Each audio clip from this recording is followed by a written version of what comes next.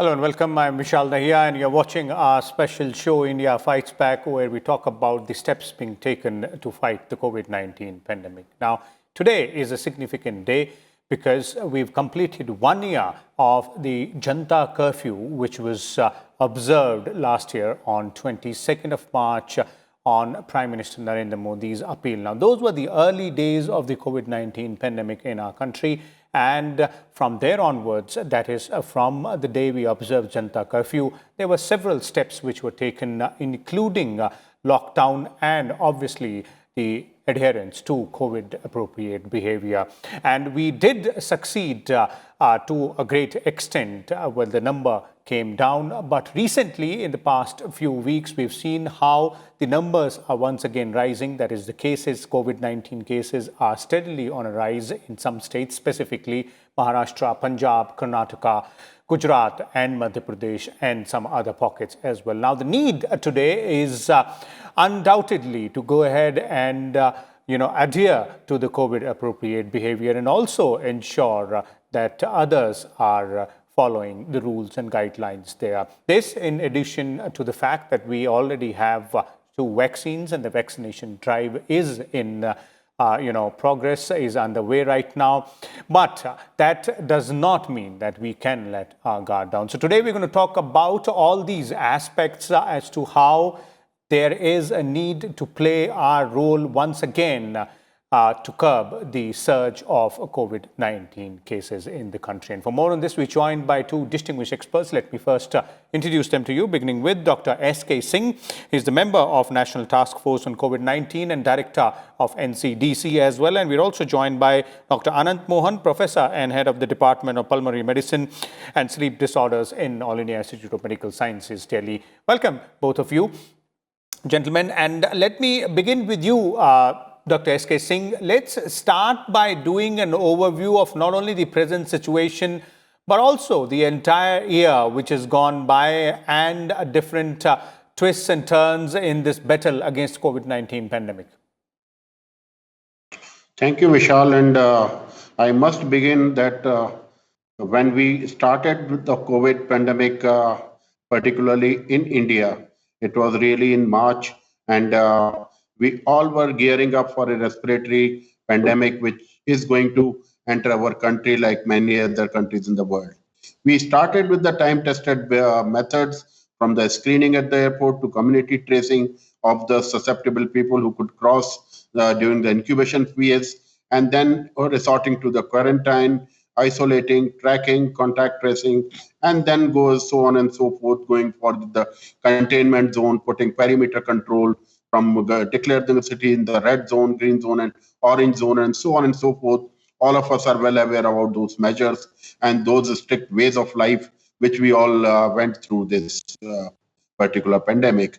Having said that, I think we all have to realize that this being a respiratory pandemic, the spread of which was not well known to us in the beginning, the modes of spread, droplet infection, asymptomatic phase infection, and the many other ways which were resorted to through various public health measures. But having said that, because our all methods did work to a certain extent, we did go for a very nice mitigation and a gradual exposure of our population. That was the intent of our various measures. We never intended that a respiratory infection of this magnitude could be stopped altogether, could be eliminated, or could be eradicated. The basic fact was that we had to see that we did not have substantial mortality, substantial morbidity, so that our health systems are not able to cope up with that. We had very limited testing facilities, we had very limited logistics, and we also were very, very less knowledgeable as far as the management of the cases in the hospitals is concerned. Now, having come all this year through, we have definitely achieved great success in all these 3 spheres. So when now we are going to face with the current surge, definitely we are better prepared, not only in one way, but in all possible ways. Okay. Indeed, that is an apt summary out there. I'd like to bring in Dr. Anant Mohan as well. And Dr. Mohan, I remember having this conversation with you on this very show itself quite a number of times in the past, and specifically, in the immediate fallout of the COVID, pandemic here in our country. And we started this, discussion and chat within almost 10 to 15 days of this Janta curfew, which was, imposed on 22nd of March there. So what we need to understand right now is that during that entire journey, which we have had almost a year long, the key highlights which you believe have been really, really important and significant for us to have tackled this crisis, this humongous crisis. Yes, so going through this last 1 year, obviously it has been a challenge for the entire society, and probably more so for the medical society in a way, because they are the ones who had to cope up with whatever illnesses had been coming. But having said that, again, the main advantage or the main gain, I would say, if we can call it that, from all of this was the way people joined together, and then they kind of ramped up, and then they stood up to the challenge and faced the challenge. I would like to say that everybody joined forces. And when it came to the health sector and the ramping up of the infrastructure, that was done on a war footing at that point of view. If you remember, the hospitals were ramped up, the beds were ramped up, the ventilators were procured in mass in a war footing on an urgent basis, and the medical, the treatment protocols were rapidly put into place. All these things were done. The infrastructure was the manpower, the health resources were shunted from one place to another where they were more required. So all these things to be done on a national level was a huge challenge actually, and that everybody managed to do, and quite successfully. I'm not saying that the numbers were less. We are into lakhs and crores of numbers, and there have been quite a few mortalities also. But when we compare, the mortality of India is fortunately less as compared to most parts of the world, and that is something that is gratifying, and that is something that we should always strive to kind of achieve in the future as well. Although I would like to say that under no circumstance we want that same situation to come again. So that should not be happen. Yes, that should not happen. We will be prepared, yes, but we really hope that we don't have to go into that situation once again. Okay, definitely. And we have to be prepared to, ensure that we don't go back to square one where we were almost around 6 to 8 months ago there. I'd like to bring in Dr. Singh here. And Dr. Singh, as you're mentioning, that we've learned a lot about not only this particular virus, but also how to fight this, pandemic along the way. And there have been various, scientific explanations to that as well. But one thing which has, come out very clearly and stuck out is the fact that we will have to adhere to the COVID appropriate behavior, and we can't lower our guard down when it comes to wearing a mask or washing your hands or maintaining physical distancing. Now the question here is that in the face of the recent surge, what steps are being taken to go ahead and curb that and also ensure adherence of COVID appropriate behavior? We have to understand why this surge is happening. Number one, the susceptible pool. If we also assume that the 50% of the seroprevalence which was seen in Delhi is across India, then also we have a large pool of around 70 crore people which are susceptible to infection. And whenever these susceptible individuals will lower their guard and will come in contact with the infected person, they are bound to get infection.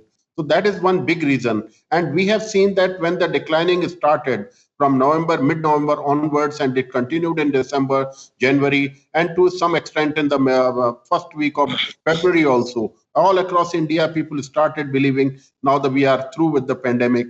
And even the health persons, they started believing.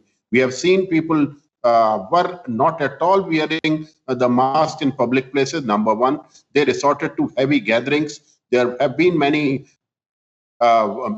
events, large people gathered, we know all that. And there was presence of healthcare workers also. The testing percentage, if we see across India, has dropped. And that is why the surge which we are observing, say in Maharashtra, 22 cities which are not the big cities, which are middle class cities, are as of now experiencing surge. Kerala, which was under a protected environment for a long time, is now seeing a surge. Similar is for the Punjab. And now we are seeing similar trend in Madhya Pradesh. Even in Delhi, what we are seeing is that there has been substantial rise from down to 100 cases. Now we are having over around 700 to 800 cases daily. So I think these are the things which should give us enough lesson that this is the time we should again pull back or resort to the COVID appropriate behavior. This has been the only effective way. We have seen in Europe, we have seen in USA. This is the only way till the time we have full coverage from the vaccine. Whatever vaccination, because people have started believing that vaccination has come, trend is going declining. So no, maybe everything is going to be okay. But vaccination, if we just go with the hard numbers, we are only 4 crore people have been got this vaccine. So even if all we assume that they have got the immunity, then also there is a large susceptible pool. Okay, indeed, and laxity cannot be allowed to creep in when we're dealing with the situation here. Very important point made by Dr. Singh there. Dr. Anant Mohan, this particular virus causes a respiratory disease, and you've been dealing for a year now with various aspects of the pandemic, specifically dealing with the patients firsthand as well. So we would like to understand, not only the key takeaways in terms of how the virus behaves or works, so that we can, again sum up what exactly are we facing, but also the key important takeaways of dealing with this particular virus.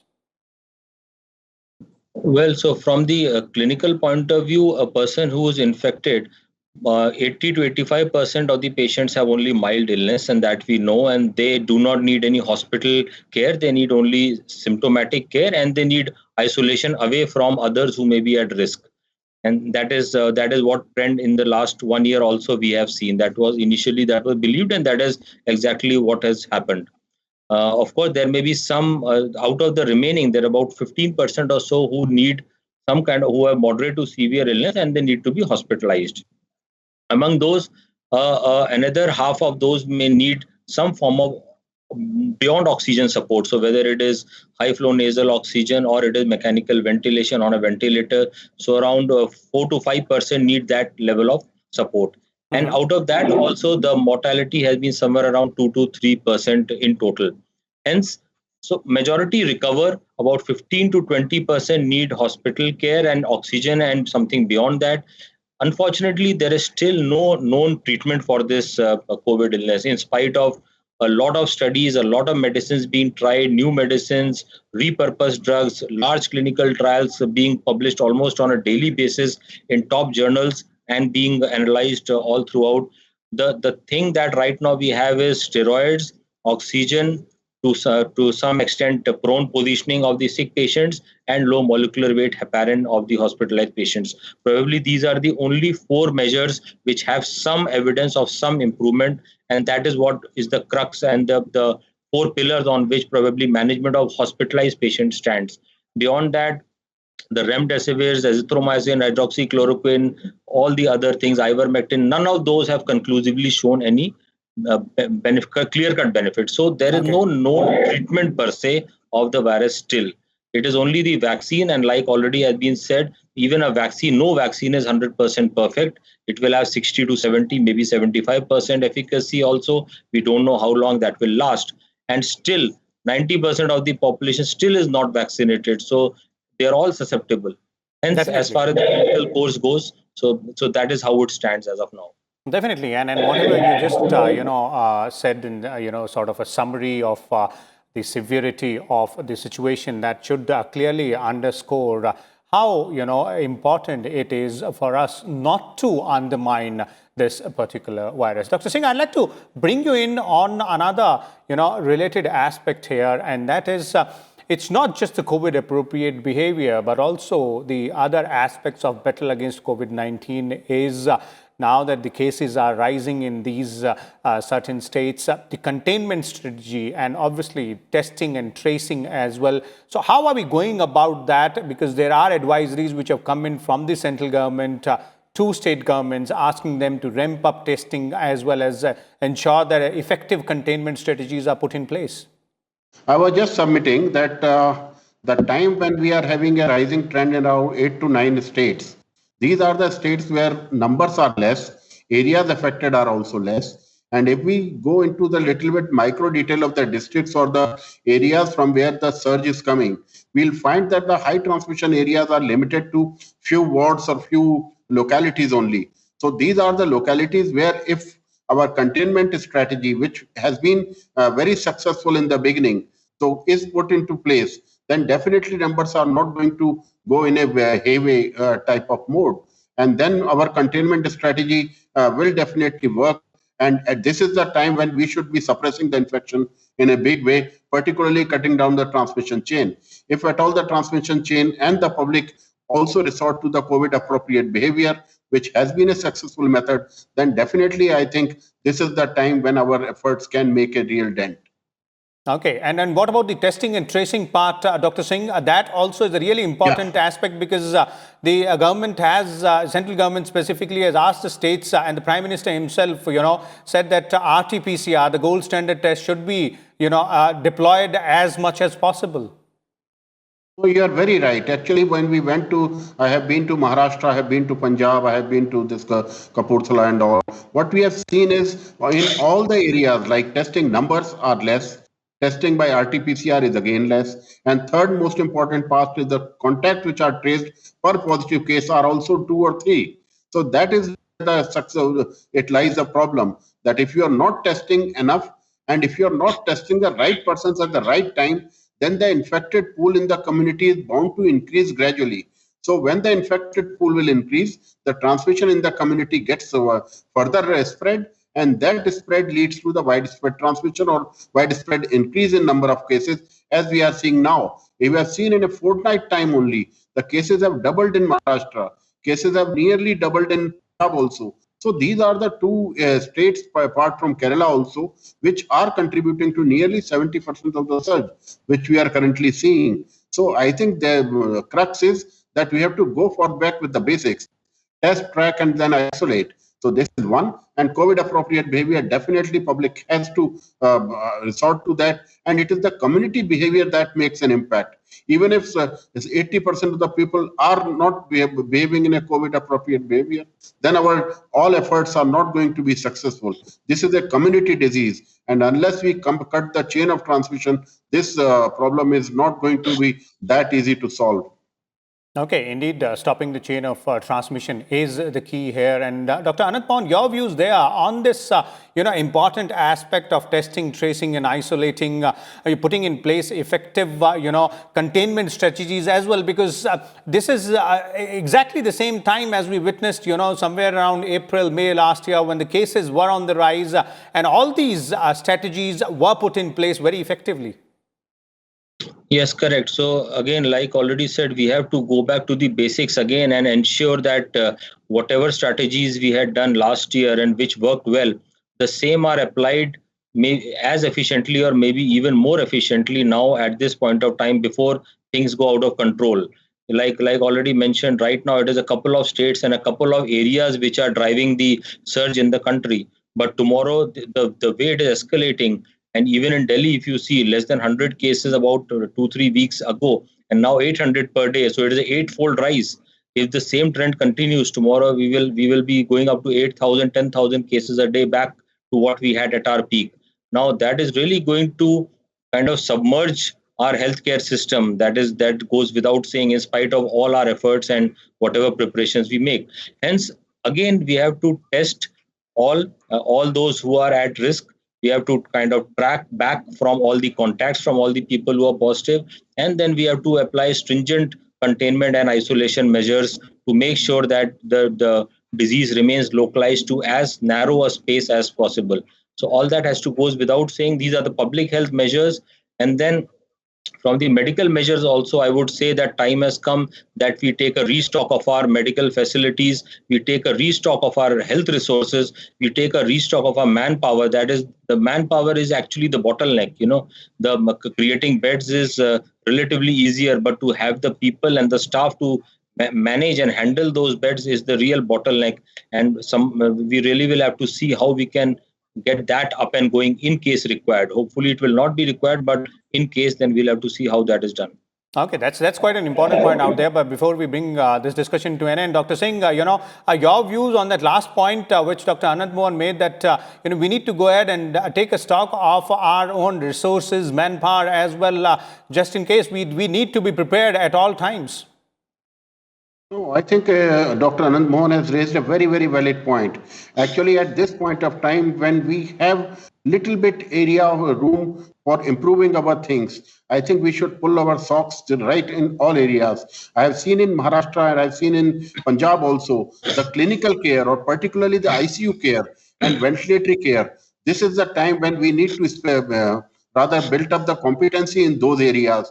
So there is a definitely this is at this point of time we built up the competency in the hospitals. We arrange our logistics. We prioritize the health facilities in such a way that as the surge goes on increasing, we include our more and more health facilities. We include more and more our testing facilities and mobilize our mobile vans, which we were using earlier, to go into the community or high density areas to go for the testing in a big way. So that is the key. Once we test in a big way, we'll able to detect the infected persons in a big way, then isolate those persons from the community and put them in the quarantine or isolation. And then for remaining persons, do the testing on the right time and ask them to follow COVID appropriate behavior. That will be my take as far as the measures go. Okay, definitely. That sums up, various aspects of this battle against COVID-19, specifically in today's time. Thank you so much, Dr. S.K. Singh, as well as Dr. Anant Mohan, for sharing your views and, various aspects of this key important time which we're facing right now in this battle against COVID-19. As our panelists were pointing out, it is very, very important that we do not let our guard down. Laxity cannot be allowed to creep in right now while the administration is, trying to ramp up the test, track and isolate aspect, that is, testing more and more people. Everybody is requested to go ahead and get themselves tested if at all they have any symptoms of COVID-19. Also, containment strategies which are being put in place by the local administration should be adhered to in letter and spirit. And to top it all, let's not forget the COVID-19 appropriate behavior, which is the key to this particular battle. And that's a simple 3-step process.